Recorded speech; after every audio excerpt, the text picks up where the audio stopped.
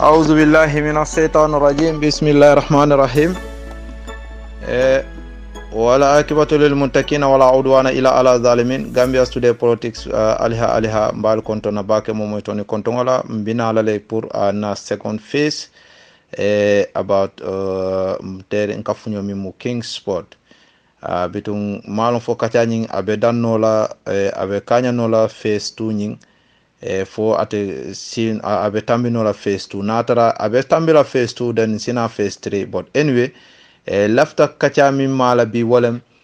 about King Sport nkafunyo nyin ngadiamu mi soto ngami moy ala audio to komi ngami fo kunun wolem komi ay min fa about Mandinka network min form tamiyalon ko which is alhamdulillah is very good pour a forumo ni ay groupe ni ay form basinten ha bayro wo manke fenti natara a form tamina purposely pour kambengo yake unity yake nyomoyo yake wo beti atale dino lafta nyomoyo la mote barana wala bare doku balebe King Sport bulo anala molu min ko ibewo form la parce munatina kila alaya dandalale de ko isi foloro ke ibadingol la ha demaro ya folo ibadingol la jandi ba fintindi la banda woto nyinde doku balom de wo doko nyi wolem foy hani King Sport fo ali hani katonya fasa folo katonya fasa ninko katonya fasa wala albadingol dandala min yalon ko ika fintile kamul tonye nyami yalon ko mabor teje fango liki la teje ha alsi dandala ke wol molla hay saje ayke fairly isaje tumondo alabe barako kelaje bare ni wonten alate barako kela fenno mi yalon ko jenko bejede ha walatno kunu ko ko kabiriye baytulaila audio edit aka minfo den wo ila o badingol mi yalon ko afana ya fankel atemu mandin ko leti fana anata anun ako ibita baytulaila family attack inyanta wo audio fanya edit lanu ka yitando ko ite kanyim ite min kanyim fontol me bulala anu grupo nyi mallo mandika network amallo ko kama ite bela miro le fokan tenun akol bela kulale walatna doku bale bal bulumi alon ko King Sport al nyanta fere kelale aletili nyindulala de ha inshallah bayro formol siol yela formol formle ameta bare mon nene manyin sifa moy ha woto dandalaro lom nyokono to dia sambina dunna minna walem King Sport ila diamo kono about Musa la kuola ko bayro nga lonna jamal moy i ka fole ko Musa mumo fingolati fata fingolom mi yalon ko wo diamo minu jama minu kafo iman dalil kendo nati mi yalon ko dalilo sahayata ha but history lonnalu skola sol mini yalon ko jamal minu beje imanyin dalilo nati ko Musa mo fingolati ha ibe kambenta mina wala Musa mu yahudo lo moti yahudo mbele ngalong anunin niyajen ko nabbi diamo natara kachanyin te dannola phase 2 nyin asita fo phase 3 parce que munatina mbina minna tilale munna yatina mun rizin yatina dalili la yatina firaona ila molu itarta nunka yahudo li nyimo koyol ke doku ni mun popos le yatina muna yatina yalom jutuniya ani tribalism ametale de ha ametale de secondly fana King Sport mofiya lonnal bele kambenta hani sokol scientist olo ani sokol tubabolu nyim fata koyol ibe hanate kala ibete bare jama bakon wala trikota mume be isontale ko hadamadingo fata fingo jelom wolem hadamadingo la cesanoti ibe sonta wala ko fata koyo nyin afintita fingo le bala ibe sonta wala ha majority lonnalu historical mini yalon ko tarikh lonnal sirawol ibe kambenta ko fata finya nyin fiya fota koyo nata bo akol kono sain ni nata na mama adama atelo mo foloti mi yalon ko ala ay woleke anabiyoti duniya kono kala dimbayal yamari skabirin ate bota dollo nal dolu yela forol kele iko adama ala muso mimuna hawa aka dingol min soto wala ndim fula aka wala soto dol ko dimbayata fo dindi wuli killing dol ya fo wala nyama aka fula le wulu an wo fula aka min wulu wolde min yalon ko wolle susuroke wole wuluta wati kilimola wole keta wole kake barin keni bari musol wolle buka futu madama wolli ye sunjo ye sunjo fenke wati kilimola so wol barin keni bari musa abe wole kono bare kono do minu nata wo dol fana isaje wol fana le kake bari musa yakatara wol mu flol tema isaje nyindo si abari muso bula nyena bari muso futu ate fana sita nyindo bari muso futu dunia folotanu wala mama adama a folotanu wo sifalla wo koyta sa en Kingsport mbemba adama a wuluta dingol tartanu wala nyama donin do mi yalan ko wol nata wati kilingola wol buka futu bare min nata secondly kan nino wolle ka futu do bita nyindo futula do bita wo do futula ala sabil misal ite Kingsport aninte aliha ite ibari muso nte be wole futula nte fana mbari muso ite be wole futula bayro ite ibari muso atolle susuro ke wati kilingola so mu ite la bari muso alte futula dunia folotan wala because dunia ma yurwanu ataraton wol nyama ifututa fana ta laban ala dingol min yalan ko e kamin fo habila anin kabila itolde nyimo fulol do nata doje ko atela bari muso wo nyata bake katambi nyindo la bari muso imaje setano nata marse walatna mo fa follow mi hapunta no la nyindimba ya dingol min yalan ko habila nin kabila ha mun kamma musole yatinade nyinko atela mbari muso nyata nyami atete o bulala nyindo ya futo amanson ye kol beleke diamo beleke amanson setano ya marse mbadingol amanson de ha fo aka akonye mbe falale wokay ko ni laftam fala isim fa ngam fenne falere alquran ko kulon ko wala falete tende akoni laftam fa yen fa barante on te fenna fere kala pour ka fuko mbe wulla nga fuko fana mbe be kelela wala mbe kelela mbe fala de haninte o kela ani fana ay min fa ma bayde ha ye kol sadal be bondi kalandi nyindo mimbe to nyaka ala sada jabi te nyindo la sada man jabi parce que ate man pare fam man la fi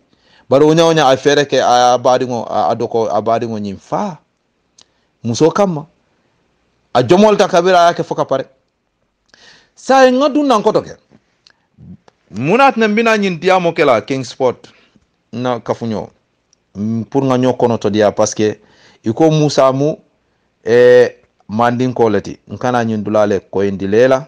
fo jalol le den kilol ke wala jalole jaliya ke pour alafta ko kodo do may bulu parce que bintol la bi jamano bi dunia problème mi be kedi nyin dunia kono bi a jama jumañol le baake kam simo sabale fo folo sifa molu sifa saba wolle dunia problème o ñi wajabandi baake bi folo abal kono jalolu yi ñi dunia dibindi baake ya duño kono baakele secondly journaliste yi ñi dunia fana dundi ño kono baake journaliste yi ñi dunia dundi ño kono baake ha tatli fana ñi sokol scientist minu ka borol dada ka kuol kefenke iftol fana ye dunia dundi ñokono bake ka kuol dada mimbe mol mantorala ye ku jamale dundi ñu dunia kono hani ñi ku jama mimbe takan itol da beje wo scientist sol ibe jumale kon fana docteur sol ñu docteur bal ñomo kurungol te si astafulali mbalali de bari kurungol isi ata de ñi mol kamin foteng they are very dangerous people already ye dunia dundi ñokono bake so ite Kingsport fo jalol le lota ay denkilo ke ko ay jamu ako untol mandinkolo ha mbota musa mu mandinkolo ti siol be bota mandinkolo bulu which is very wrong ha musa mbatu ngamur na follow na anabion follow mimu no alayhi salam salatu wassalam no ay dim sabale soto lonna dor ko dinani bare alal mashhuriya wala the majority well known iko ay din sabale soto wodi sabolde iko kilimba kono wo fintale wo muruta amamanyol la ciosano ko wo fato finta no de mi ala ngatelo anabion kilar follow ni dunia kono kabirin mama adama tata adingol tata for 1 century konto wo no nyi adin sabo nyi kilimbe je wo fato fingolom lo nal ya nati iko no ala o dingol sam mu adingolati yafis mu adingolati ham mu adingolati iko ham nying fata fingolom afinta dol min ko ay hani ay di nani le soto itol ye yam le nati je ko ani yam iko nu ay di nani le soto iko ani yam ha akabon ko komin ma anabila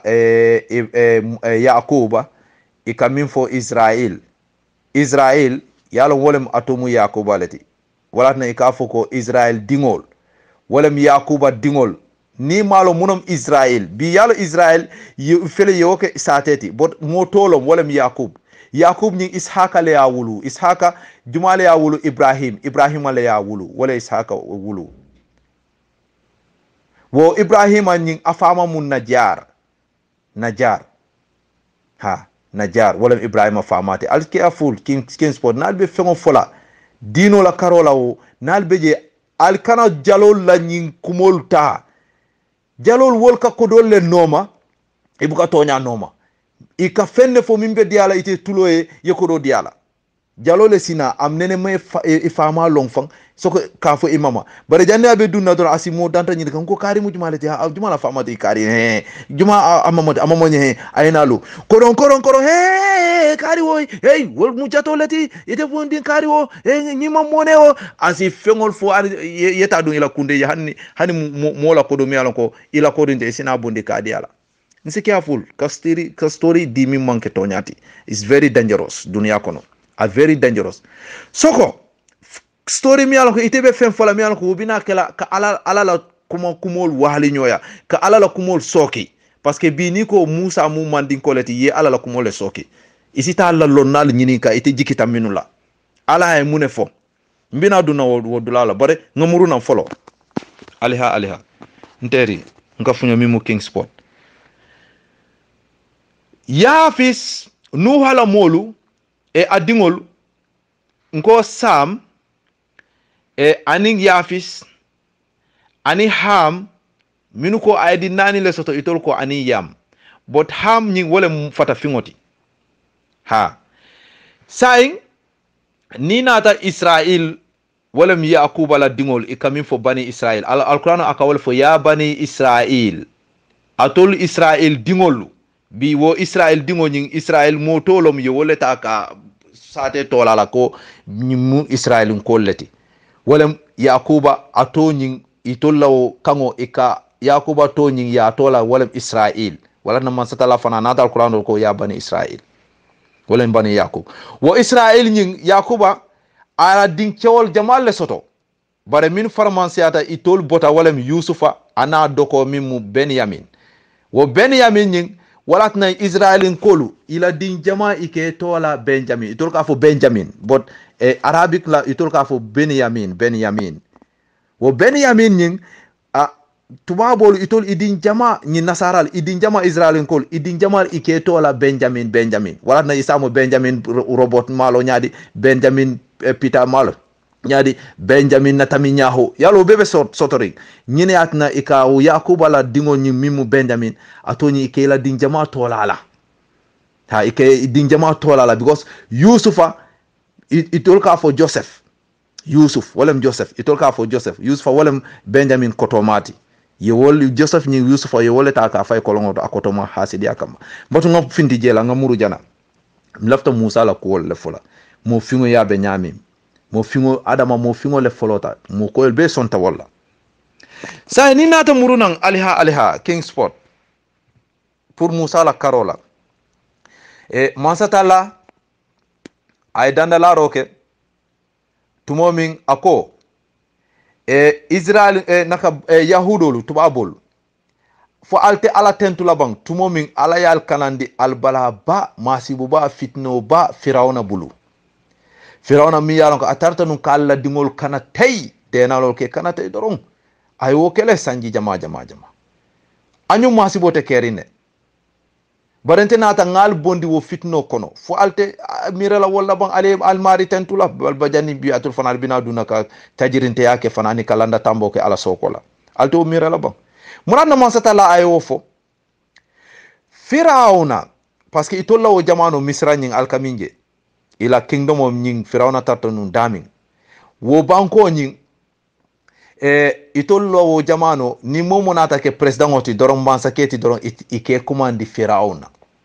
ni momo nata ke president oti ike commande firauna anu mansa ke jamale nata jandi ngin firauna binala min labanta ani Musa ala aburka firauna jamale nata wol sayin kabi wol nata lonnal nata minje wolem wo firauna ni wol manke tubabol tide imanke nasaralti imanke yahudolti wolbe fata fingol la karole la andum the reason sababo mi yatina itarta nun kanyi molu koyol nyinke dokundi ke jonyandi parce que monatna si fata fanso ametale de anin si fan waro si fasa ke fan wara ametale de bare mo fingolu firawna molu firawna le nata labanta kalanda tamboke bare masaya meta nun nyin firawnol yandi nyin Musa binala anin nyin firawna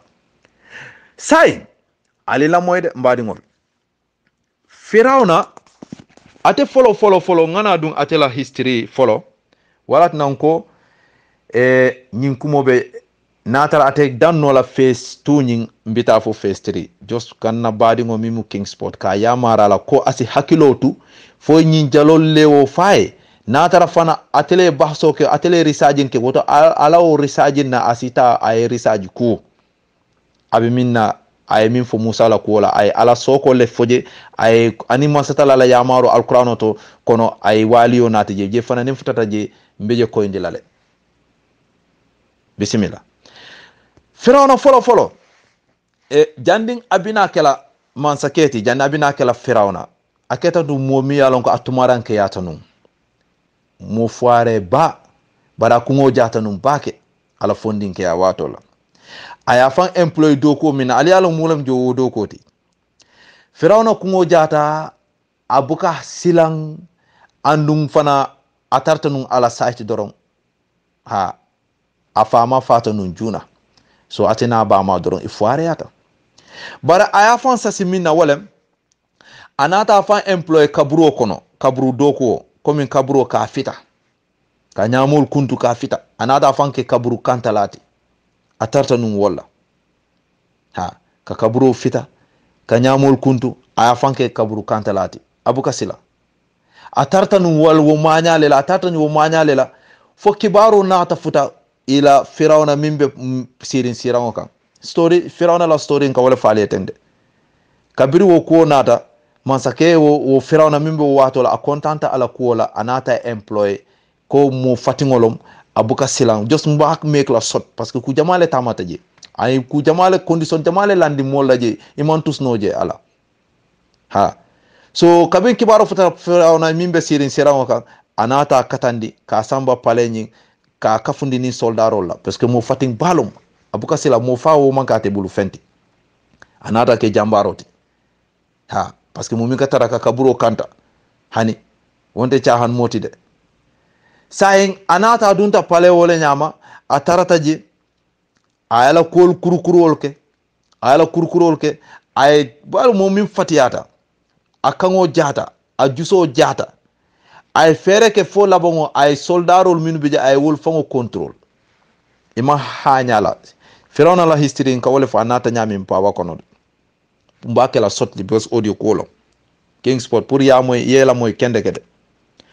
wo firawna kabir wo keta ay muneke ay planol ke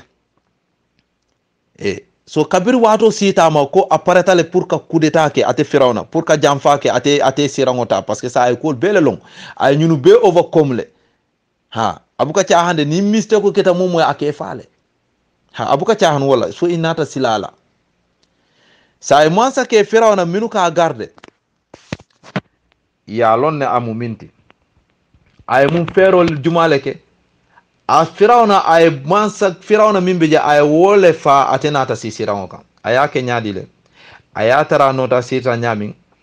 adiamu taye diamu mi yalon ko mansa kunda nyi nyanta falinale ala diamu to banko nyi nyanta falinale parce que ko bitaka nyami is very slow, is very low atema la fi wala mansa ken lafta diamu la ka wayla bulu yala muneke parce que wato fango muro sombo jandi ñinu gardo lalu minu be siri jana jandi wol be fello na ay masake be ya akango kuntu pam wo boyta jana burburunda akungo be janjalla jana abala jato be burbur jana don asita sirango ñunu kidida ka ako ñunu jumala be siri sirango fonte mansi sirango alte obe la ba wol be jimita wala nyama anum fana ay muneke wol la fana kabiri jibita wala nyama doron a wurita ko telo masaketi nim momo man son tela kumola doron woto e fintija nin mol budodo ni kidita nan doro yaaji atele be sere seran ko ay na fota ay ake akungo kan doro i jimita i surprise ta kija faro so ay order di ko ñunu minu kidita akan yewol muta folo ay wol fana fa parce que wol ya jila ay minke ay wolle masaka folo ke fa ke tumi ko wolle sababuta masake la faro ñing yalon tapale metale de anata banko ta wala nyama firawna o man sakele faati nata si bare wo be kabirin firawna nata woke firawna e muneke yalo iko iwulula hanni keta nyawnya bare iwulula bunya firawna nata ke moti mi alon ko ameta kala wulula bunya ala foare nyawnya atela o doku ay mi employé kaburo kono ika labango ika jo wojo aka bama balundi wala yalon ay balutanu halalo la de firawna parce que amalla fi jutuni amalla fi kawyeya amalla fi moy jutala soka atela sio wala na kabira anata asita anata tente wala sa anata warandi sai kanyim fata koyol ke gena muta kende ke dokundi ala badingol le fasa ni aje bi ntol Gambia ante kaje somta ni masakunda bimbeje Adama Barrow la masakunda ala ko kaddi ka kuyanye ite kawandi banko le important di ka wol sembentu ya ka ila banku dingo ka wol londi because of itela self interest firana ma okede firana kabira nata ala fata fin yale korosi ko itol original molleti itol mu original hada badingo leti so ñunu muy tolla jongoti say inata luwal dundi mingena koliata ka yahudol mutake dokundi sanji how many years parce que ate fango janni abina mansa kunda tala ala mansa kunda wucho ta nyi maral wucho nyi dama lonal benata kambe anko ay 400 good years ay woleke enjoyment on nyi maralo kono wo 400 good years on nyi mume be kanyi moko dokundi toro ke joyandi ke dokundi keneke yahudol nyi ek alkamin minu jeteng mo koyol ñinu mo fingol ye dokundi ye tajirte ya baleke bare firawna ñing wole nata landa tambo keje mi alon ko ay musu kendole soto muso ñi ka wole fo asiyatu musu kendolom mi alon ko kasinu ka fo mansatala mbe danila yentangandi firawna nala mo asibu anala mo jawol andu asiyan ñing ala fana nata so arjana la parce que ko mari mbe danila hanni ñi aben fala bot mbela fela yen so ila arjana la yen yoko dalo ñi arjana o fana mo alquran ayoleti king sport mbe dandala la dino la karola kana son jaloli ye nene ye filindi because of fo malon fo ilafta korola ibulu bamba walla jalonten itele diamole dundi ka o fem fo min ila miro le dundi ala careful wala jenke wala king sport aliha mbe kono to diandi la wala ha wo asiyatu ñi muso ñi ala firona mo jawolon kafira ba bare ala muso mu minalom de muso kende ba alimaneta ala la amal la fi firona be manya minna wo muso ñi sa firona ala badi ngol sembentu ya katambi ñi mo koyol la de ye dokundi kendeke mo koyol ke dokundi kendeke de fola bango yalo ñi moriya ko sokol moriya ñi njala molu ñi batuta molu moriya fen meri ngolom de labango firawna anya ala ñi molu inata je ko ila ya tama sere ko ha firawna itela parce que ñin dunya fen akabane ay dandula le soto ikay ko firawna ha ntolde na korosiroto ngaminu je tama seroto itela mansa kundade mansa yade ñim nañi jongol wolle ba banna de ha dingo mimba banna de abe wulula nañi jongol le kono de firawna ko mum nañi jongo ha ntela mansa kunda woto sa alibatu ama wulu fole kay ko hani ama wulu folo de maje folo de bare abe sababu la wot kono sababu be bola kono ako say nko abe kala jing cewlo ha say ibenata kamba ko momo e ding cewo soto nani jongol kono ale fa cew say oda dita say muso kono ta ni jongol kono e kawo muso gardele lungo mina wuluta param ya korsi ya cewolom don hip soldarol ya muta kata ka kanate wo farla fana be jan fo la bongo lo nal nata je ko Firawna kamim fa sanji killing jandi sanji flanyo aka dindi dena no wili tango sile badu ngo wonte chahanti de 10,000 childrens dindi ngolu he mbadu ngo mu albala balom de wala na masatalla ko fo atolu yahudolu tubabol altemira la bang tumoming altatonyo albala fitna ba mi yalon ko masatalla natal kanandi walla ay banko nyinta kal marandal kan alto mira law nyimu alquran ayoleti king sport alhabe yamar la ko is careful ngatenkum dino la karola if you don't know nothing about din just ask your people ol mi yalon ko ila lonalom karanalom ye real story dila better than iba fola musa mu mandin koleti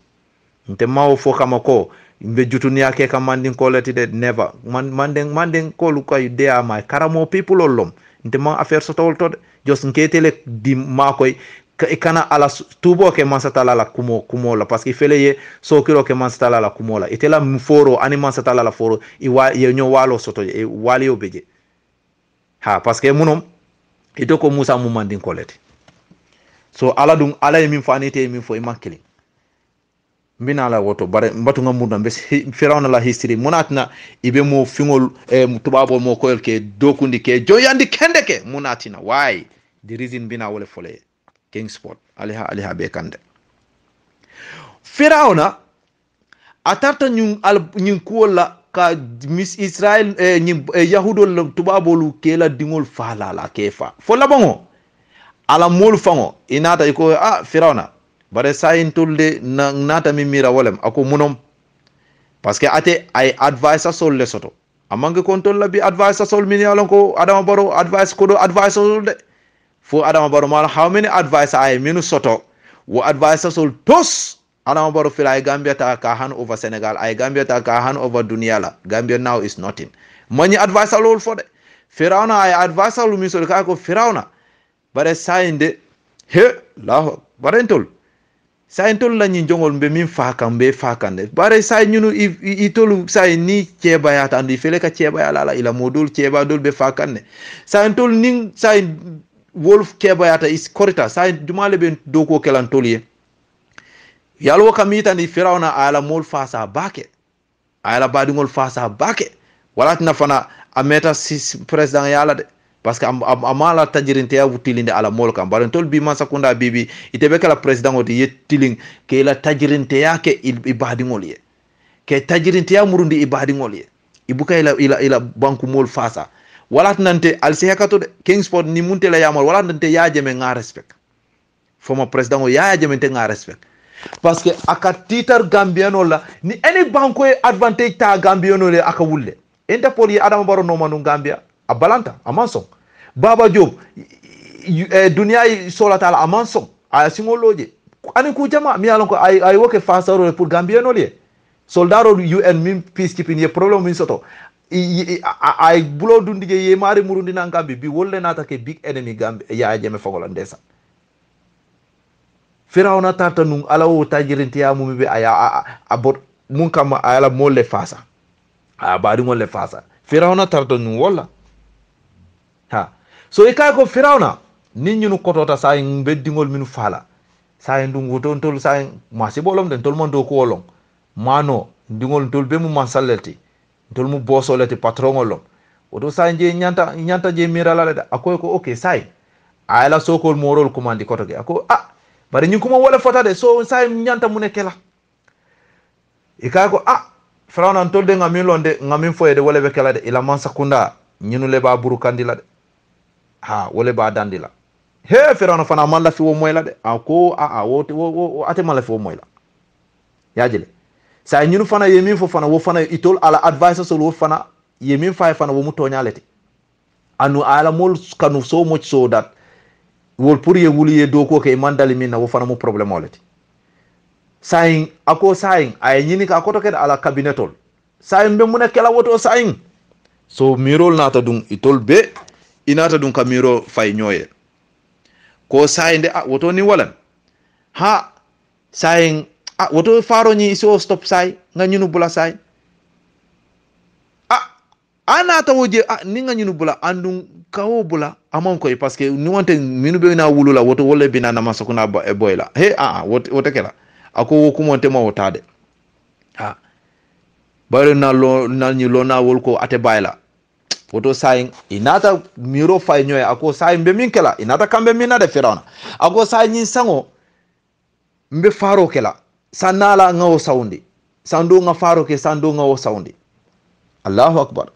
bari pour ka bula fere wo fana aman son wala de yalo be jahilale ba kono sa ate ka sango nyi min bula woto minu be wulla wo mu cewolete woto wolle bina ala man sakunda burkala bari sa among choice soto because of fana ala molu ke man sakelti patron leti buswalo leti wol ibuka do ko ke ha so nyim fata koyor wolle ila jongolti wolle ila bindano leti ika wolle muta ke jonyandi ke dokundi how many years nyin tubabol be wo do ko lela jumañol ke dokundi firawna mo la molu wolmu origin fiya isutiata wala dan koyo firawna la nyimol itol fiya isutiata wala dan koyo so ikay mi tande ñun ye wala itollum origin mol leti hadama ni ngola aslo fata fiya wolmu itol leti so ñunum fata koyo ni wol ifarasista mo fiya le kono so wolmu jongol leti ñunum de risinti mi wo fata fanso si firawna la badingol wo jamano itartan wala han fo ka ñunu dokundi so isa fo ko tol fata fingon tol le toñeroke anu wo toñero fana jumale alanda tambi wala firawna ñing jumalom firawna ñing mumi yalon ko 400 good years anene man problem soto kabira nata si alafta mi ngomi aka woleke sunguto aka wole londindi cewol maru fola ka cewol londindi muso londindi cewola wo fana firawna tartan wala enjo meno dorom domoro subo aka wole domo nisol aka wole konko kendeke haha asisti 40 good years 40 good days mi alon ko ateta kamo kono ay 40 new days o nyin asinata kamo kono moyo mo soto sanji 400 good years on te chahanti de wolbe ka nyin tubabol ke joyandi ke dokundi dorom bare saya nata kame mina sango min ibe faro kelale alala chitio Musa nata wulwo sangola sai wo Musa min wuluta wo sangola ala ma fo Musa mu yahudo naka Musa mu mandin ko letide wato mandin nem fango man soto Kingsport lafta ke kono to yani ndulala mandin nem man soto in those days Musa la wulu wato la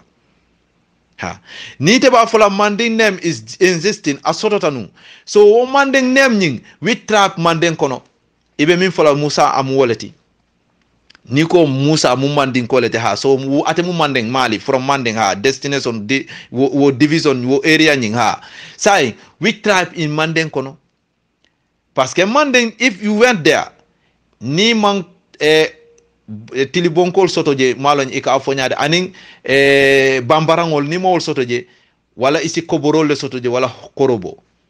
nyin siol wolle bejede nyin si soho kontongo kande kontongol ika wol fonyade le alpularu fo yalo fana beje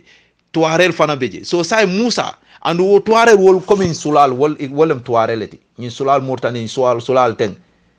ñumi kun continuol ka jamfa wollum tuarelte wol fana be mali karadolla so say nite ko manding amu manding ko leti so which tribe in manding which amu mun trableti bo bambarango lomba fotili bonko lomba fo amu tuareleti ban so we want to know yo fana clarify molie Musa amu atemu munneti manding kono woto je mansata la ya fo nyamin anite ya nati nyamin ila jalo ay miss lidle ay miss history min dila amanke toñadi Musa manke woti Musa nata wulu sango minna far sango lomde bare mansa tala ay woke pour kaytandiro ke atele ka kanandiro ke atele ka mo balundi atele ka mo fa Firawna te manke tusti ate mo fa nola andi maji kabira abama wulu te bar mansa tala nata abama ilhamundi ka londindi ko ne dingo nyin soto ha ikana sila de ni Musa sango mi alon ko dincho e be faala la andu ni ila dingo nyi be kala dincho ti sai wo dincho nyi yala be min kala aketa ikami fo tabut panye mi alon ko justa komi kulum ma domandi malon panyelen wolem arab kango e ka wala fo tabuti akay ko akeje ya bula rivanyin iteta esi e nyakasi muso fana akorerin bandingolom de anata wakili ka oke bara kija farandingo aman la bakede pot ala nata dema ay oke dindugo nyi nata ta rivanyin kono jiyo ya samba fo ba fankaso nyi aya samba ba balingo ya samba fo firawna la kisra be dami ala palenyin lo konso nyi tata dindugo nyi panye nyi la landi ka jenkende karala mol nata tombon firawna be tamantamola modol ala modol nata nyinje yadi ya itandi mansa kenyin kabiraje a hakilo nyaaw a hakil fulo soto de bon ala muso nyimi asiya musu kendo ya kay ko firawna hani ndol man din soto ngani kenna kuti den din ngoti askena sin nafa nga kenna dingoti fana say ala molu nata ko he bay din ngo wulu na mansa kela bay din ngo wulu na mansa kela imaje ala la wato sita de firawna nata musa kulu ala pale kono firawna nata musa kulu ala pale kono kingsport matungana nga foyede wo firawna la musa kuluro ala pale nyin kono musa ye musu nate pour sa susundi musa bukason watara musa abari muso nyin wo benun ka nomaro ke nyin panye nyin kata nyame fana ba nomala fana ta je nyunu ya tombo ne anata fang jenkendi karala ay fama bu waje fana ala mansa ya tamani je ni wonte tenu ibe suspect lale di nungo la mañañi bot ala nata demba ye muso nate pour asi di nungo ñi susundi musat bu kason bara ba yalo mansata la ko abama e ko tembe la ala ila di nungo ñi ha be content di la ando abina la bang la e bulu fana andi be content ba soto la so di nungo ñi anata lo akoy ñi barente de nal embula de ntenga mo long nga korda long je wol ha e di nun kulurol nole de andung de musol beje ndefe nale wo soto wo sa susundino ika ko mol sambaje parce que ñin den fila be batari mbaka man son na susula ha so firawna fana wata tawala acha so mansa ay o ye ora ki ani dingo tata yo mero mutanan ya nata watara dingolom imaje ala nata dingo fango murunda ba maka mansa tala mi fo nata ko mbes hakilo sumuyandi le kana sila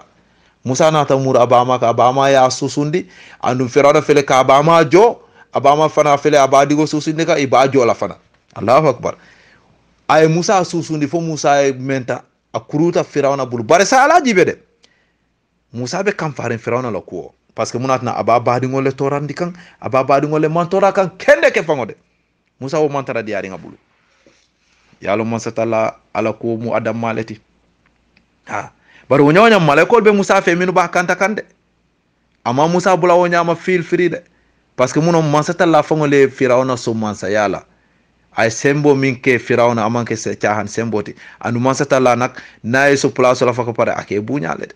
wala na fana kabir firaw musa bin akam firawna kay ko ha ndele nga so nyim place minna de isa bunyade kanta ya disgrace ya jutundi ya nek wala tina sai so nyi UDP molu ikasi ka adama baro ba neng jandi adama baro fongo ka yaya jeme neng ka ba neng allahu akbar mange kuluroti so Manden Network I'm very happy ite Kingsport ifele kadun ka sembentu ya but saying albetilina de albadingul dandala mon hani man la fala bare aketa president oti abunya ala makamo kama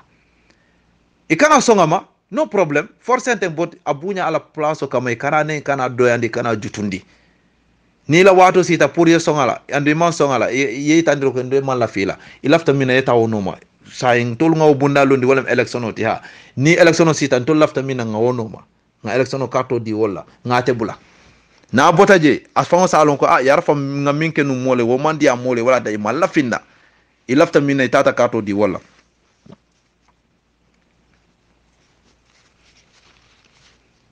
dino bela fla wala bot ka neng ka adama bar audio ben bulude nal man la fi nal ben so kelan si audio nati de ha ka adama baro ba neng ka adama baro fango neng ka la muso fango neng audio be kerine al kana nyina abe kerine wo be jumal nyolle ka wofke so ko itol mum mandengol leti subhanallah fo jarta ka mol neng bang dino man na wala masaf tala fango ko firawna musa ni bita nal tata sai anim fira haruna lo nal mo fulo nal tata ha bare sai al sitandiro ke ko masale be keri but ali kulude ali kuma kendol fay mi yalon ko min bebeti ala. Assalamu alaikum baba. Na aywa ati inshallah ambadingol woto laftanum fes tri nying pour ngata ngaba bare alhamdulillah tolla jawato sita pour salo mbina nala kata fes tu nyimbe danna wala afta mbina la fes tri kay tandiro ke musa mu jumaleti amu tribe jumaleti aning nyaadi lom mina duna wala kingsport mbe danna jang mbe man satala danela alama ala simbeso la moyer la kendoti ha ala simbondi mistake bal mi yalon ko amanke silati alama alen tema Kingsport nkafunyo mbela flanyi audio fana yewo moy face tuning after mbina la le face 3 aliha mbina kacha danna wala anin ka dalilo natiye juma nyol musa nyol ani nyadilom woto alhamdulillah rabbil alamin wal akibatu lil muttaqin wala udwana ila ala zalimin wa nusalli ala nabina muhammadin sallallahu alaihi wasallam alama alayhi sumanta be ngolam beke kan kilingoti nga nyo bunya nga nyo horom. Of course, it's a matter of concern. I believe they should be in the forefront, adhering to these regulations. Hence, the leader of their party is the head of state of this Republic of the Gambia. That alone should entice them to make sure whatever comes from the office of the president, they should adhere to that to the latter. But I will call it desperation, that the NPP is desperate to bring people to their party. And in the same vein, on the social media, they're creating or playing a lot of propaganda in wanting to make people believe that people are coming to their parties, in their thousands, which I believe is politics of deception. And if you look at NPP, most people they're targeting is the APRC. They're going to our strongholds in the Foni. Just yesterday, I received information from Somita that Honorable Sidinjai went there, said that he was not sent by Barrow, but he wanted to talk to the people so that they can join NPP. But the response they had, they told him that we are loyal to APRC and we will never leave APRC to join another party. Like what I want to emphasize is they're not going to any party but APRC, which is also a matter of concern to us. What is the NPP looking for as far as APRC is concerned? And these are people who left APRC to join Barrow. I believe they made Barrow, or they promised him that we will bring APRC people to you, which to me, they're just deceiving Barrow. They cannot take APRC to Barrow. The likes of Sidi Njai, I will call their names, the likes of Matalali, because they are the ones I see thoroughly, they're advocating, both on the ground and on social media. Just last month, Matala put a post on Facebook that in Upper Nyomi, about 3,215 APRC youths and the youth mobilizer has left the party and they have joined NPP. Such type of stories, I believe, people should brush it aside because it's definitely bogus. That's not adding up at all. And if Barrow believes them, then he will be believing something that will not exist. And when people are looking for money, they will tell you all sorts of stories. Why don't you tell them, those 3,215, bring them to me, and you confirm the number and talk to them. Are you from APRC? Yes. Why did you come and join NPP? They will give their reason. And if they are shown on camera, the Gambia can judge whether these people are APRC or not. But such propaganda is very cheap. And again, NPP, their target is us APRC, wanting to move our people to NPP. And we're telling them they are not going to succeed. We respect the regulations of the COVID-19. We're adhering to the rules. But as soon as the COVID-19, the state of public emergency is lifted, APRC is going to make noise again. And they will know that we are not sleeping. We just respect the regulations put forth. So we don't want to break the rules or the laws or whatever is put in place for the benefit of all. Yes.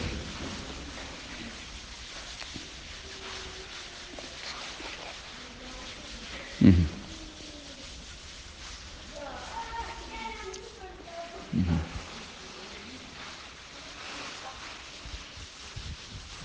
Mm-hmm. Mm-hmm.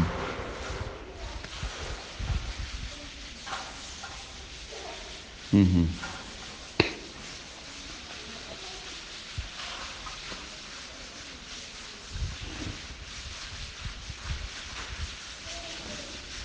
Thank you very much. Political analysts have said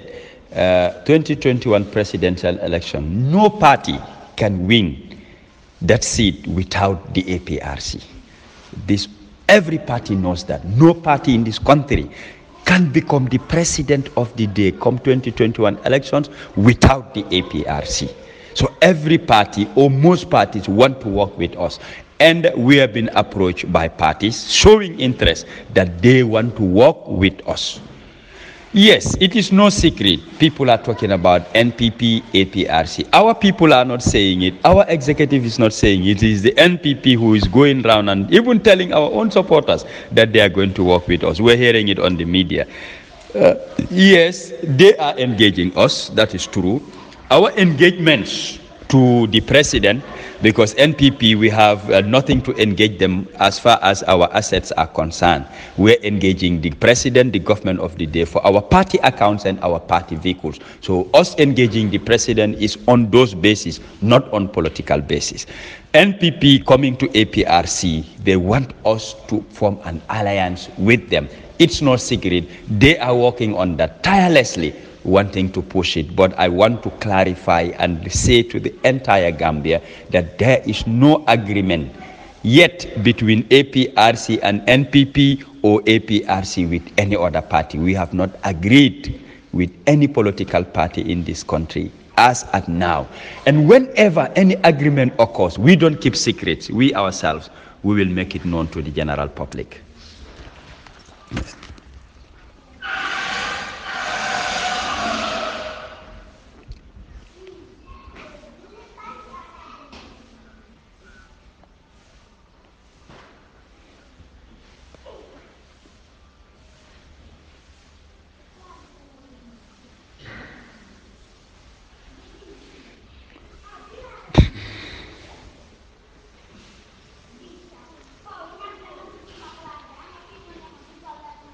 Mm-hmm.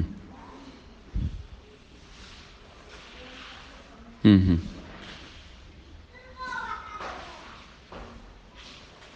Mm-hmm.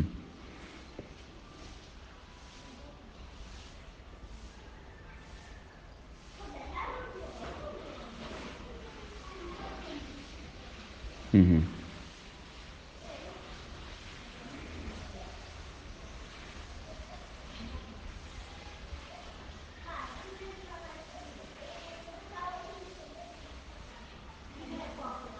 Mm-hmm. Yes, that is quite right. That's why I mentioned it earlier. Our engagements with the government and the president himself is not based on political reasoning. It is based on our party assets and our accounts that were frozen. We were told that they are going to investigate. They are going to look into our party accounts and our vehicles, whether it was owned by the party or whether it was state-owned. The Janneh Commission report came out, no mention of our vehicles and accounts. The government white paper was also released, no mention of our vehicle and our party account. So we're asking why and where is our vehicles? Nowhere to be found. So for us, we believe it is something definitely illegal. This is what we are pursuing. But as far as politics is concerned, I think I would want to make this clear. If NPP, APRC, there will be an alliance, it will be to the interest of Gambia. We're not making alliances with any party to have agreements if it will not be to the interest of this country. Some key points I will highlight. I believe, it is my belief as an individual, a Gambian and a citizen, that this government, the cabinet, most of them are not competent and they have not delivered since they assume office and responsibilities to serve Gambians. We cannot support a government for those cabinet members to continue and they will not deliver to Gambians. If we favor them or we back that, we should be pointed fingers that equally we don't want a progressive Gambia. We believe in people delivering. If they don't, you have thousands of Gambians who can occupy those offices. Employing people, sacking people, That cannot be a taboo. It must exist. You either serve the purpose of being in office or you give chance to somebody else to do so. So we cannot keep supporting a government that is not delivering to the expectations of Gambia. There will be a massive reshuffle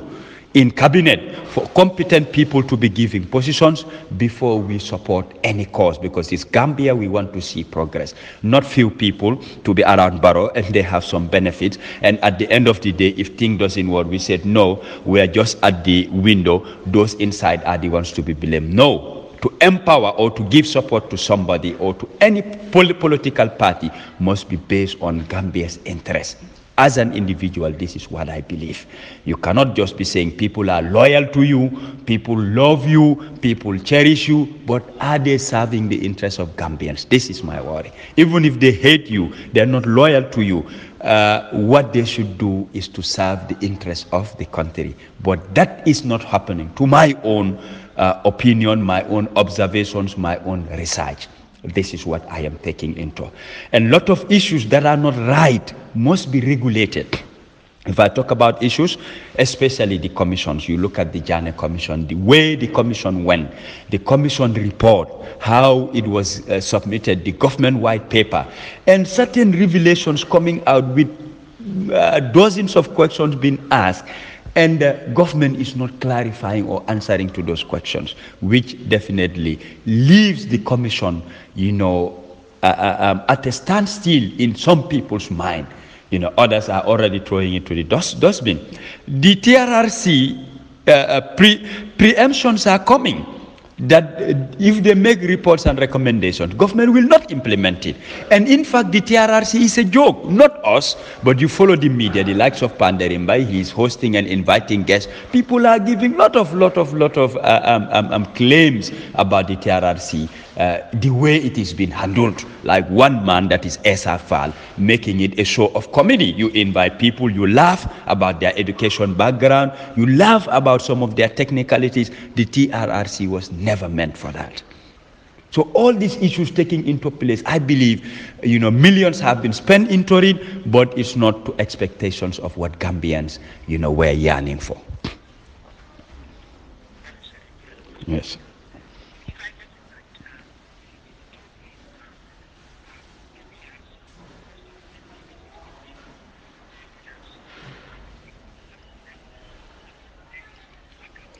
No agreement, yes.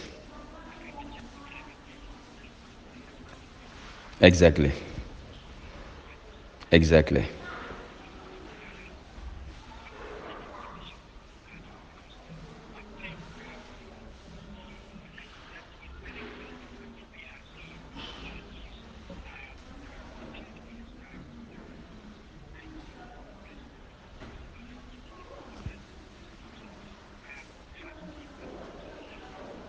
Thank you very much for that question.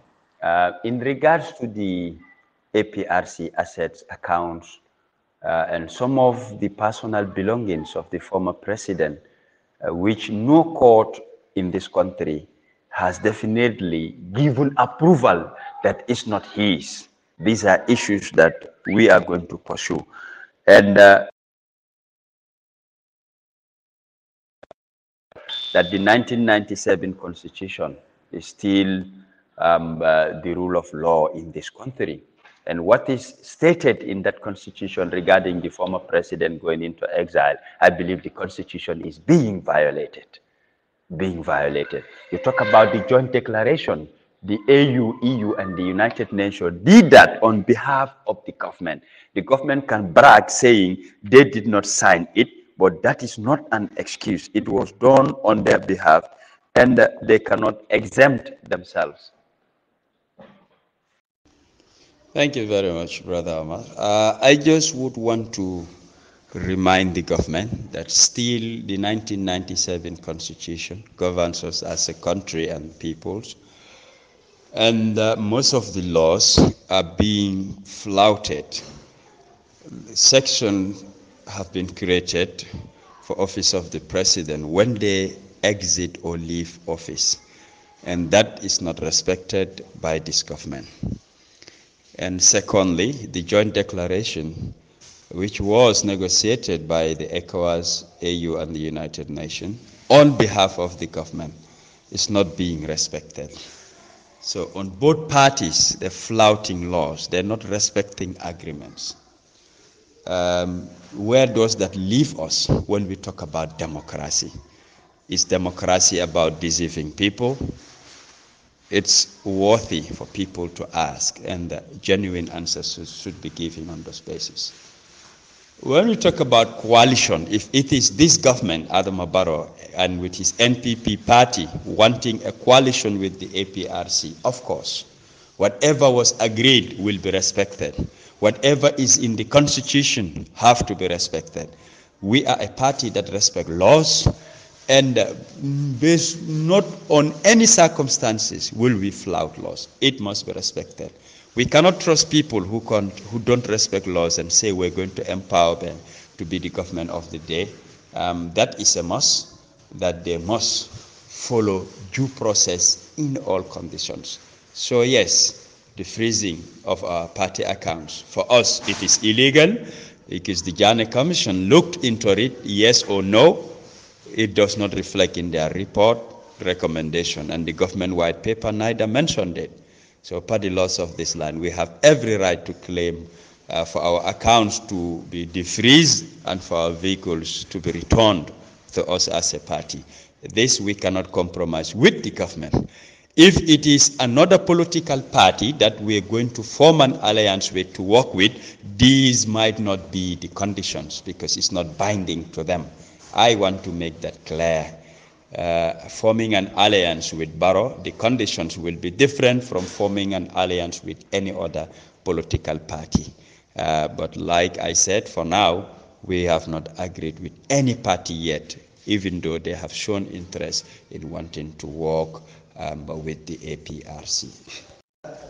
Thank you, Bro Omar. For political parties who are trying to get the APRC into coalition, I personally have met 3 of them, but the party have not decided anything yet or make any conclusions. And I don't want to disclose their names because nothing concrete has been agreed.